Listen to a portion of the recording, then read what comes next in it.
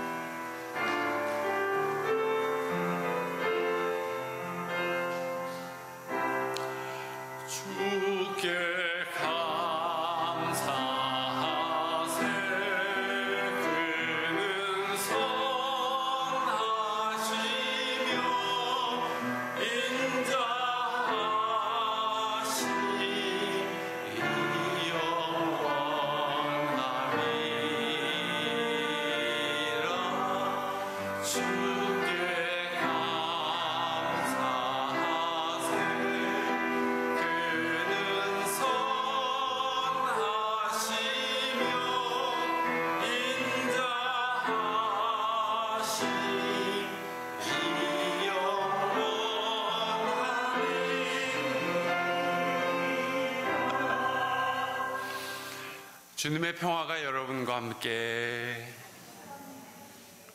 형제자매와 평화의 인사를 나눕시다.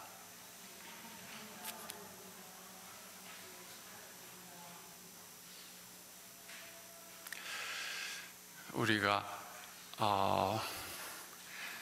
만나다가 또 못 만나고 만나다가 못 만나고 하기를 거듭하는데, 오늘 다시 한 달 만에 이렇게 만나서 하나님 앞에 예배를 올리니까 뭔가 견우와 직녀 같은 생각이 듭니다.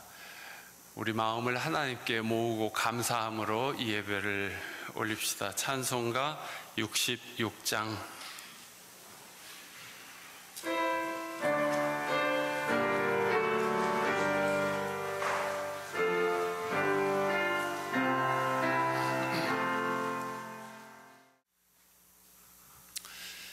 하나님께서 여러분을 지켜주셔서 어디에서나 건강하고 평안한 나날을 살아갈 수 있게 해주시기를 빕니다.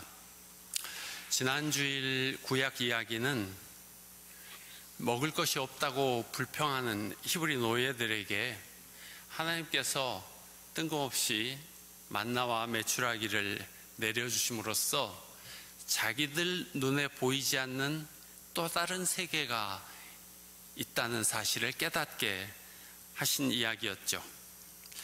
오늘 출애굽기 17장에는 마실 물이 없어서 고생하다가 모세에게 대들었던 이야기가 있습니다. 역시 히브리인들의 신앙과 정신세계가 드러나는 사건입니다. 하나님께서는 이때에도 듣도 보도 못한 희한한 방식으로 히브리 백성들에게 물을 주셨습니다. 그리고 이 이야기의 마지막에는 이런 말씀이 있습니다. 7절, 이스라엘 자손이 거기에서 주님께 대들었다고 해서 사람들은 그곳의 이름을 무리바라고도 하고, 또 거기에서 주님께서 우리 가운데 계시는가 안 계시는가 하면서 주님을 시험하였다고 해서 그곳의 이름을 마사라고도 한다 했습니다. 무리바는 다툰다는 뜻이고 마사는 시험한다는 뜻입니다. 하나님이 자기들 가운데 계시는가 안 계시는가 시험했다는 것이죠. 지난주일에도 잠깐 언급했습니다만, 사람이 큰 어려움을 겪다 보면 이런 질문이 생길 것입니다. 하나님은 왜 이런 고통을 나에게 주시는가? 하나님은 어디 계시는가? 하나님은 어디에 어떻게 계시는가 하는 질문은 꼭 고난을 겪을 때만 아니라 일반적으로도 궁금한 주제이긴 합니다. 오늘 성경 말씀을 잘 보시면 이 문제에 대한 해답을 찾을 수 있을 것입니다. 오늘 복음서 본문은 마태복음 21장인데 예루살렘 입성 후에 예수께서 하신 말씀들과 사역들이 기록되어 있습니다. 방금 우리가 함께 봉독했죠. 그런데 바로 그 앞에 20장에는 예수님의 말씀들이 있는데 으뜸이 되고자 하는 사람은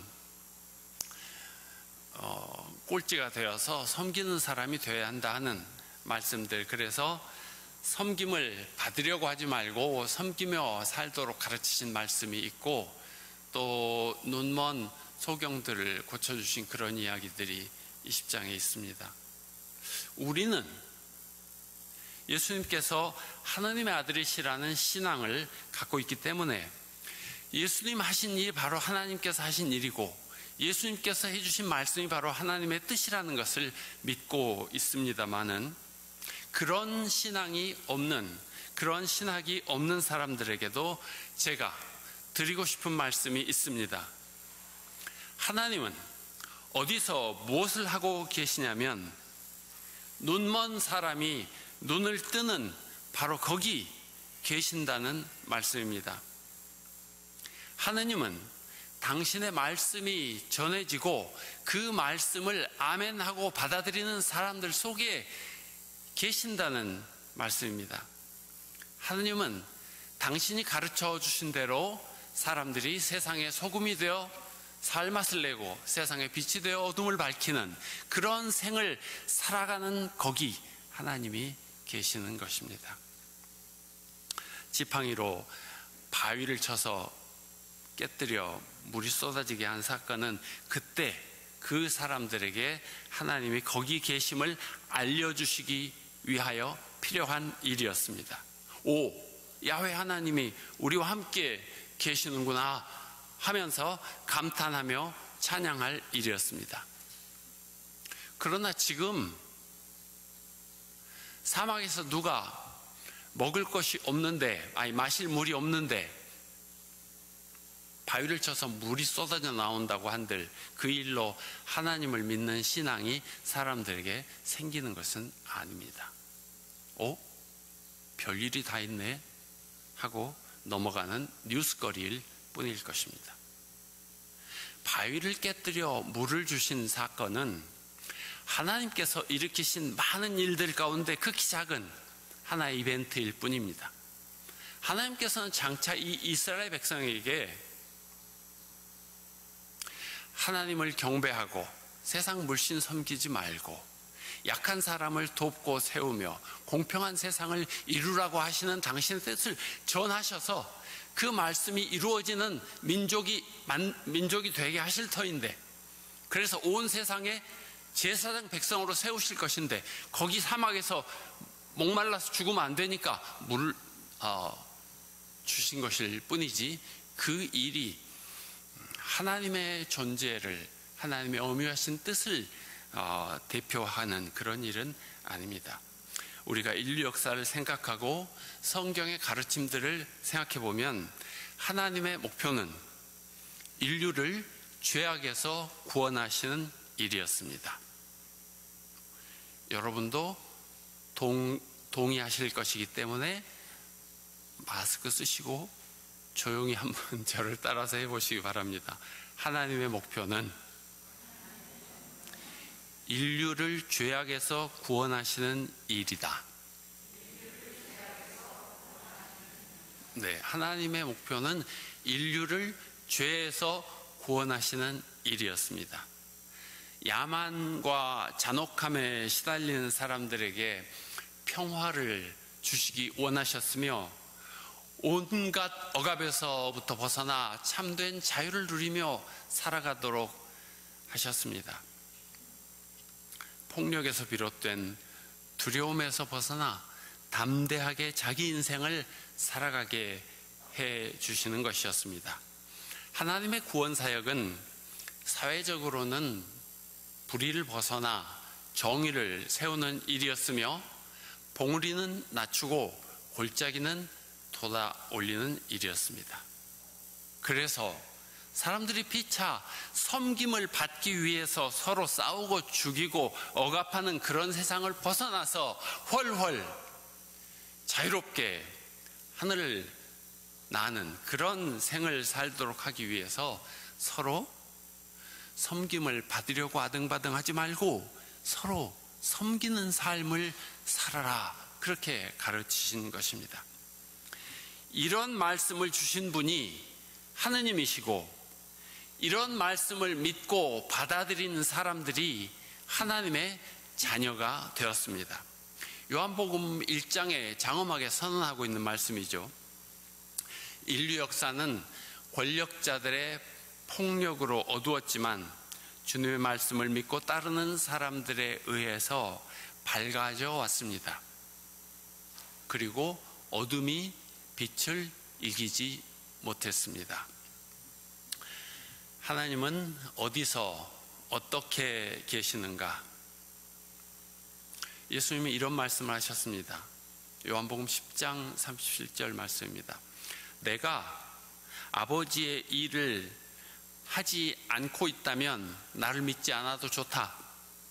그러나 내가 그 일을 하고 있으니 나를 믿지 않더라도 내가 하는 일만은 믿어야 하지 않겠느냐? 하느님은 인간 구원의 성역을 받아서 수행하신 예수님의 삶 속에 계셨습니다. 그것을 믿지 않는 사람들에게 주님은 말씀하셨습니다.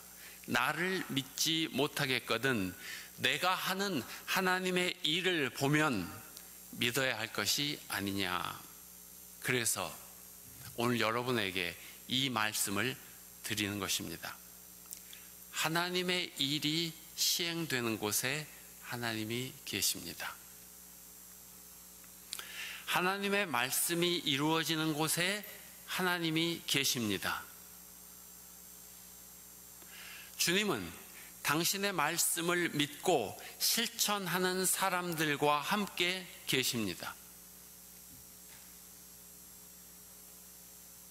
어디 폭풍 속에, 어디 번갯불 속에, 어디 지진 속에 계시는가 하고 두리번거릴 것이 아니라 하나님은 당신의 일을 행하시며 그 일을 수행하는 사람들 가운데 계신다는 말씀입니다.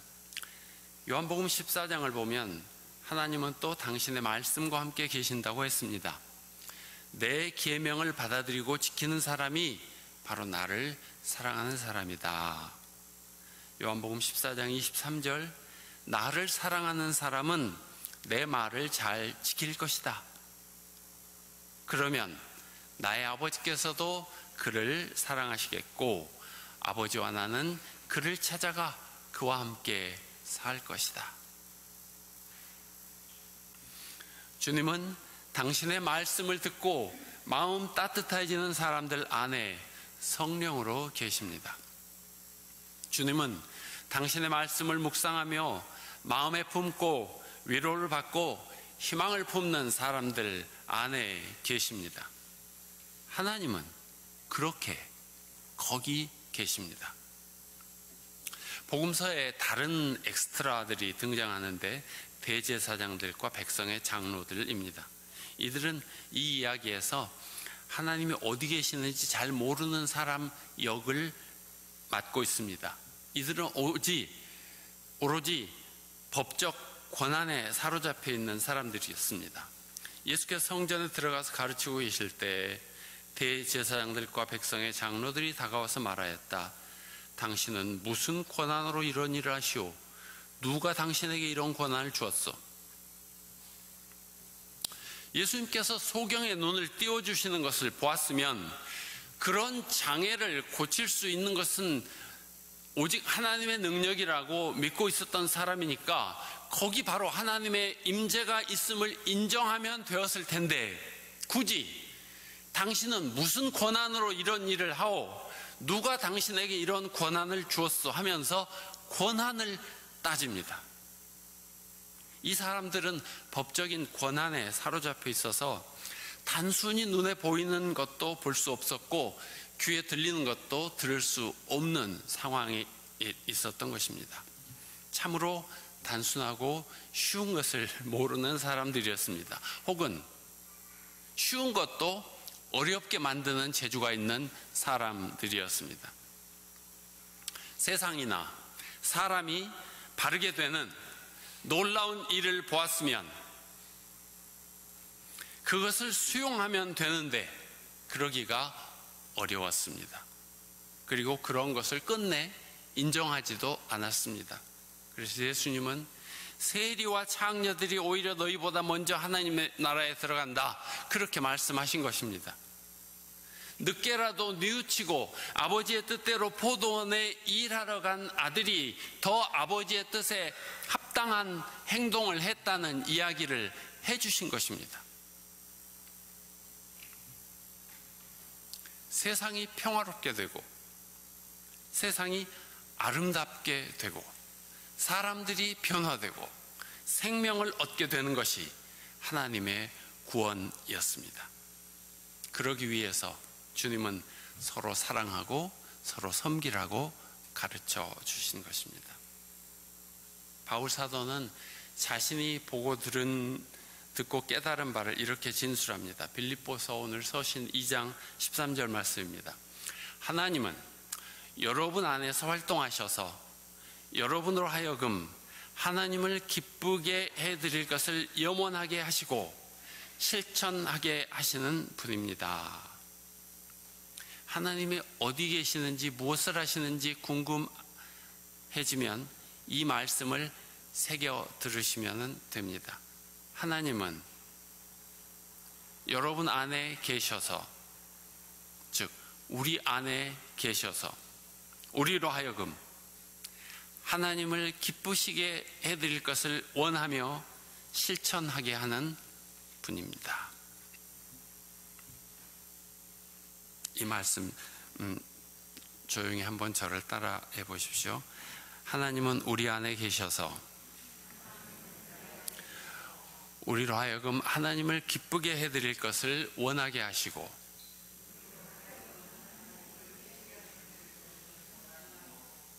실천하게 하시는 분이십니다.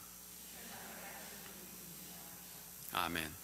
하나님은 우리 안에 계셔서 하나님의 뜻에 맞는 일을 하고자 하는 마음을 일으켜 주시고 그 일을 할 힘을 주시는 분입니다.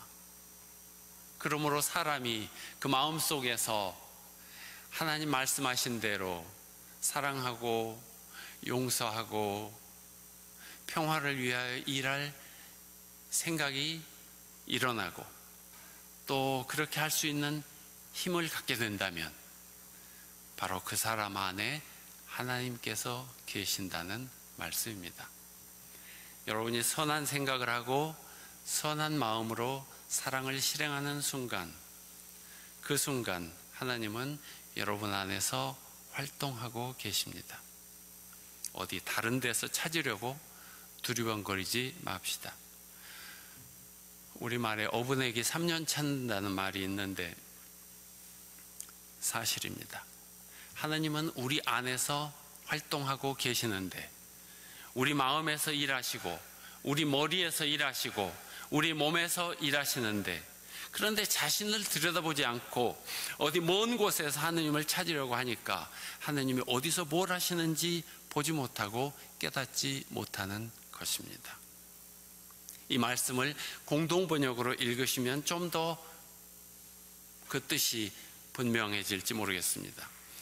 여러분 안에 계셔서 여러분에게 당신의 뜻에 맞는 일을 하고자 하는 마음을 일으켜 주시고 그 일을 할 힘을 주시는 분은 하나님이십니다. 여러분 안에 계셔서 여러분에게 당신의 뜻에 맞는 일을 하고자 하는 마음을 일으켜 주시고 그 일을 할 수 있는 힘을 주시는 분은 하나님이십니다. 하나님이 어디서 어떻게 계시는지 찾는 사람은 뜬금없는 기사 이적을 찾아 헤맬 것이 아니라 자기 마음을 변화시키는 성령의 사역에 관심을 가지는 것이 더 나을 것입니다. 바울 사도는 이렇게 말씀하셨습니다. 여러분 안에 이 마음을 품으십시오. 그것은 곧 예수 그리스도의 마음이기도 합니다. 그는 하나님의 모습을 지니셨으나 하나님과 동등함을 당연하게 생각하지 않으시고 오히려 자기를 비워서 종의 모습을 취하시고 사람과 같이 되셨습니다. 하나님은 자기를 비워 종의 모습으로 사람으로 되신 예수님 안에 계셨습니다. 그래서 바울 사도는 예수님의 마음을 품으라고 한 것입니다.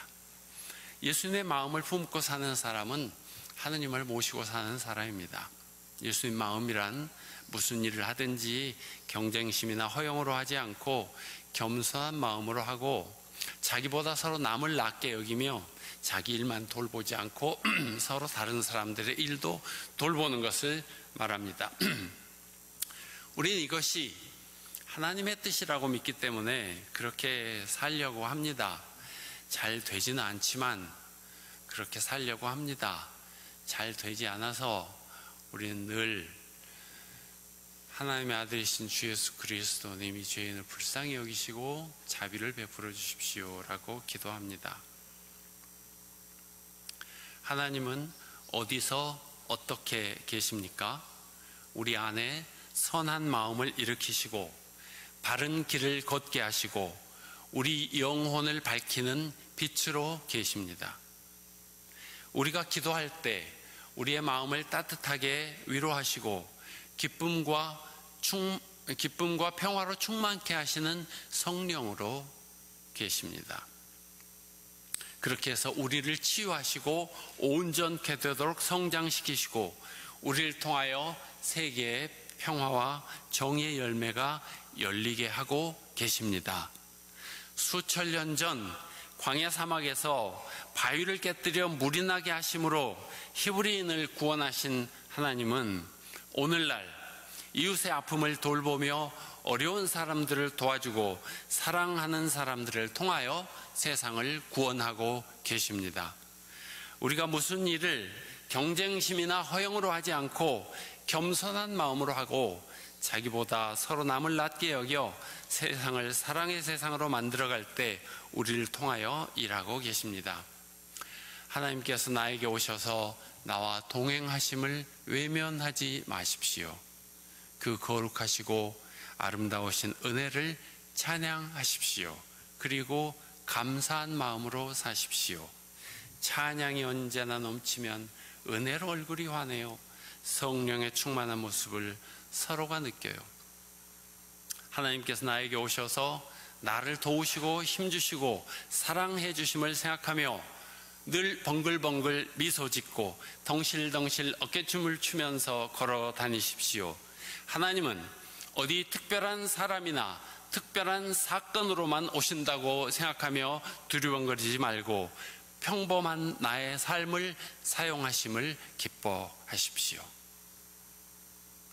오늘의 말씀을 묵상합시다.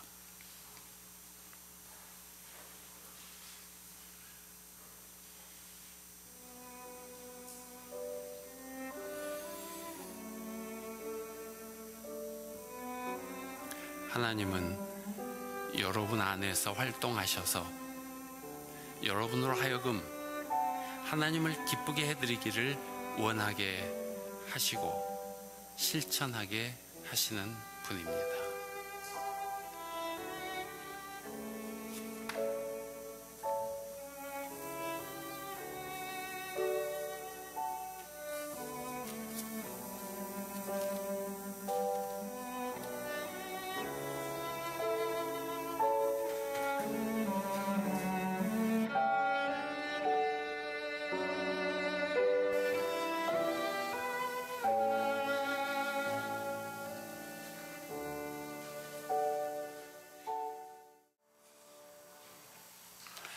다시 세상에 나가 흩어져 살 때 여러분 안에 계시는 하나님, 여러분의 마음과 삶에 작동하시는 하나님의 능력을 세밀하게 관찰하고 깨달으며 찬송하고 감사하며 하나님의 백성으로 살아가시기 바랍니다.